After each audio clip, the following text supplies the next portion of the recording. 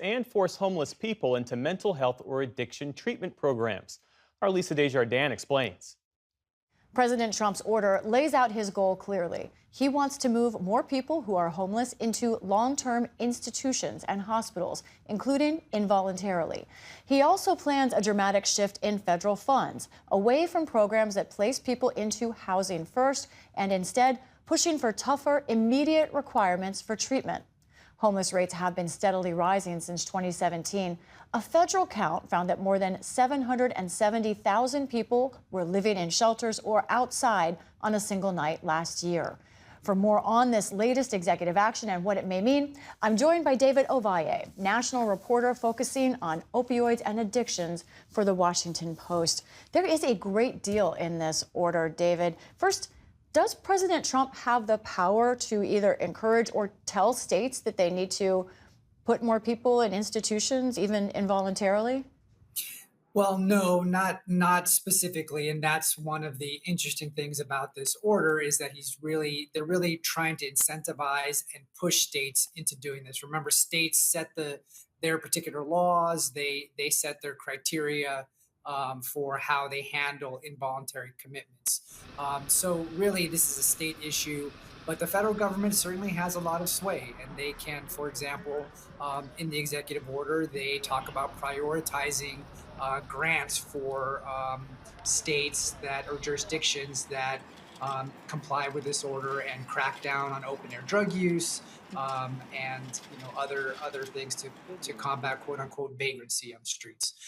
So certainly there are sort of incentives they can do to kind of push states to doing this, and certainly Trump has a lot of sway, particularly among red states. So if states feel like they're going to benefit by implementing a more robust involuntary commitment program, then they just might. What does President Trump say he is trying to do here, and how does that mesh with what we know about substance abuse and mental illness in this population in particular? Well, I think Trump's message is something that does resonate with a lot of people, particularly as we've seen in cities where there are people camped out on sidewalks, where there are people who are clearly grappling with mental illness in a very visible public way. And so, whether you're seeing it firsthand or you're watching it on TV, certainly this is something that concerns people, right? But of course, in a very Trump way, it's also sort of loaded with very fear-inducing language, right? It's vagrancy. It's people are having violent confrontations on the street. And when you talk to advocates for the homeless, advocates for people who are dealing with mental illness, they point out that most people that are dealing with mental illness are not getting arrested. They're not, violently lashing out at people. But it's when these things happen in a very high profile way, like we've seen happen in New York City, for example, they tends to grab a lot of headlines. So these are real fears that manifest themselves in our cities, but it kind of gets really amped up by some of the rhetoric.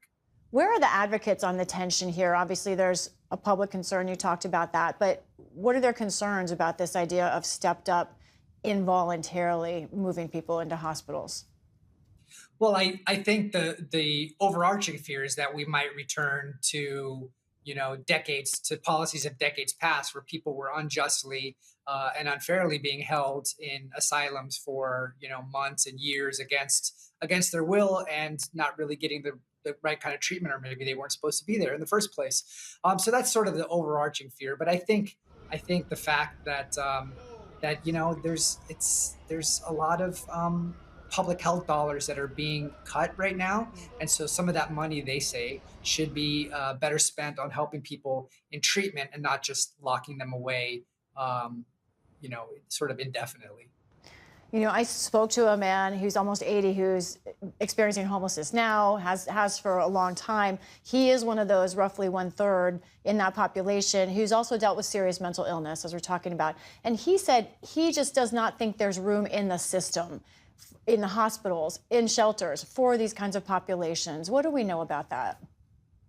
Right. Well, there is limited bed space, and in Florida, where I'm normally based, you see, there's been a lot of forensic hospitals that have closed because there has been this push in recent decades to get people out into the community and to get them getting treatment out in the community and not in a locked up facility. So there really is not a lot of bed space. And with budgets being strapped the way that they are these days, particularly with cuts coming from DC, it's going to, states and communities are going to be hard pressed to really build those facilities and be able to meet the needs of the people that are looking to be that people want to put away.